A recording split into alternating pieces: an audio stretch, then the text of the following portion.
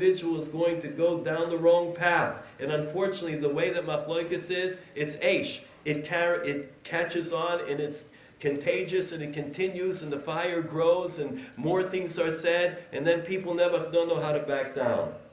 Rav Shach, Zecher Tzadik L'Vrachim, Moran Rav Shach, says, take a look at Mizmor Shir Chanukah Sabayis L'David. Chanukah Sabayis, establishing a house, a Bayis-Making, or the Mikdash Ma'at, our own home. So Rav Shach says, take a look. We would think that David HaMelech would write in that kapitel, David HaMelech would give us great ideas of how to build a house. He would tell us exactly the instructions and the directions, but take a look what we have in there. Shivate elech v'tepoeni. Kirega be'apoi. A moment of Hashem's anger. It's that moment I have to worry about. Mabetza bedomi beriditi al shachas. Whoa, how kind of a prophet I'll have, my blood will go down underneath. And we read all of these things in there. Shivati alecho. Rav Shach says, why? This is about building a house. All the great instructions. Rav Shach says the following, that sometimes a person goes to build a house and they get married, so they have some fantasies in mind. They read a novel, maybe, or they saw something, they heard about something. He says, what is real life? A life of nisyonis. A life where a person is tested each and every day. A life where they wake up and they say, I don't know why this is happening to me. Why is my wife doing this to me? Why is my husband doing this to me? But if an individual doesn't look for the great dreams, but rather they look at the practical reality of living life, of everyday bills coming in, of everyday challenges and nisyonos with chinuch and with children and with all types of things that flood into the house, then a person says, I'm going to prepare myself. That's the Mizmor Shir Chanukah Sabayis L'David. Not the dreamy-eyed, yes, we're going to walk in the sunset together. Not that. It's when a person realizes that they're going to be nisyonis. And when they're nisyonis, I have to prepare myself. I have to say a good Tefilah Saderech on the day of my chasana.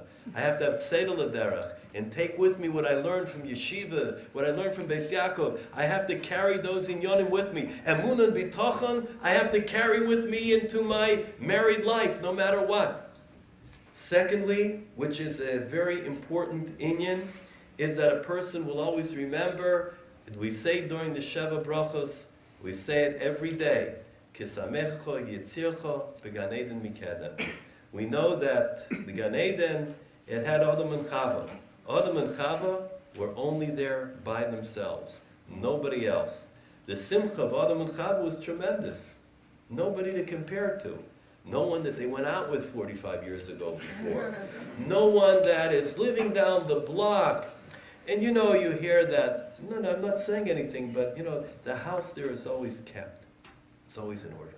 You know, our house is beautiful. House over there is like, you know, everything, you know. Or like, you know, similar comments. Similar comments. Hashem Yisbarach benched us. We're blessed. We don't even realize the brachas that we have. The brachas sometimes hidden from our eyes. But when we have what to compare to, that's the problem.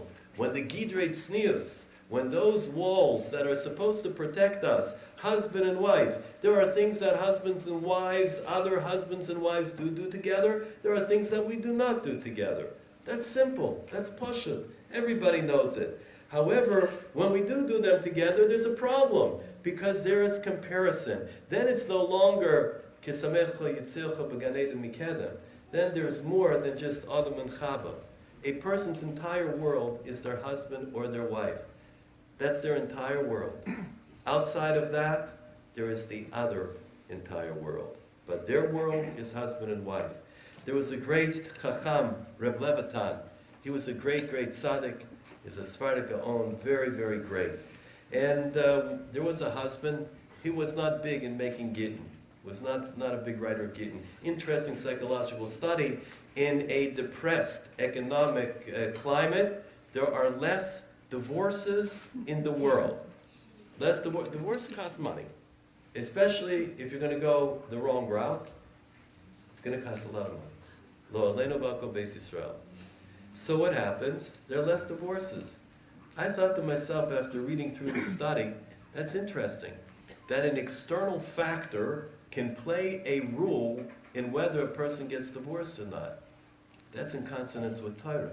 Because there are external factors that don't belong within our own families that sometimes begin to play a role. So, Rav Levitan is asked by one of the Balabatim, I cannot take my wife, I must write out for her a bill of divorce. I must write a get for her. Rav Levitan said, wait a minute, let's work on Shalom Bayis, go counseling, do some other things. And the Baal said, no, I've tried everything, counseling will not work, it's already a bracha levatala, we can't do it. And it began to continue and continue. Rav Levitan said, come back next week. He came back next week, kept being mavchim, tried to send people over Shalom Bayis. Weeks and weeks went on, and this balabos, this individual, did not let Rav Levitan live. Every minute he's bothering him. Finally he says, okay, tomorrow morning, you come to the Beit Din, and there we will write for your wife again. Okay? He calls over the Gaba in the evening, his own Gaba, Rav Levitan, and he says, tomorrow morning, when we're going to start writing the get, I want you to come over to me, and all of a sudden, whisper something in my ears. The Gaba was faithful, had big emunas chachomim. He says, fine, I'll do it.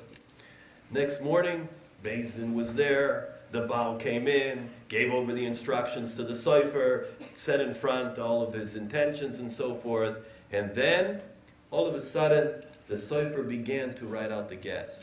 In the meantime, the air was heavy. All of a sudden, in the middle, the Gaba runs in, like all upset, runs over to the Rav Levitan, the Mesader, and whispers something into his ear. Ha! The Mesader stands up, almost knocks over the table. Azahavla! How could it happen in our days? I can't believe it. I said, Rebbe, what happened? What'd you hear? So he says, someone just came in and told the Gaba they should run and give instructions to hurry up and write the get because he's waiting to marry that woman. The Baal stands up and says, how could it happen in our community? I'm taking her back, forget the get. While we're in the idea of dreaming and thinking, and everything is today so open, so then already a person may have certain ideas that come to their mind. But in truth, in reality, a person has to know what they have. A person has to know in their own home that they have something a little better, like we were when they got married, not like they were. She changed, he changed, Parnasa was different. There were some things that happened along the road that, I don't want to forget about right now. But I don't forget about. I have to be mochel whether I like it or not. Shaila lalocha, somebody wronged me. He wronged me in business. Somebody wronged me. They took advantage of me. They did something not nice. I have to go to sleep, I say I'm mapil. And before that, I have to say I'm mochel to everybody. Shaila lalocha, my mochel the person. They didn't ask me mechila. They didn't even ask me mechila. And you know what? They probably won't ask me mechila. I'll never have closure on it. Russia. What do you say? What do you say? Are you mochel or you're not mochel? What's the din? I have to be mochel on some level. I have to be. My own wife, my own husband, I got to be mochel right away. I have to be mochel. I have to forgive.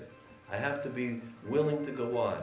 Because what happens is when we're not mochel, then we save up these little things, and unfortunately, they begin to accumulate. If there's no mechila, then there's no going on, there's no movement, there's no going into the future. A few things that I jotted down that would be good to remember. We should not, if ever possible, don't criticize. Don't criticize.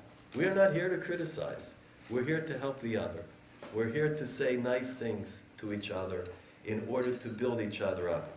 When we criticize, it's very difficult. We don't like to be criticized. We don't like it. So we should try not to criticize if at all possible. We could discuss an inyan, we could talk about how maybe things could be different, but not to criticize that individual. Never go to sleep without an argument being settled. That thing would, turn over to the other side of the room or whatever that is, it's ridiculous. A person, before they go to sleep, the neshama is going to ginzei meraimim. They want to have unsettled business down here.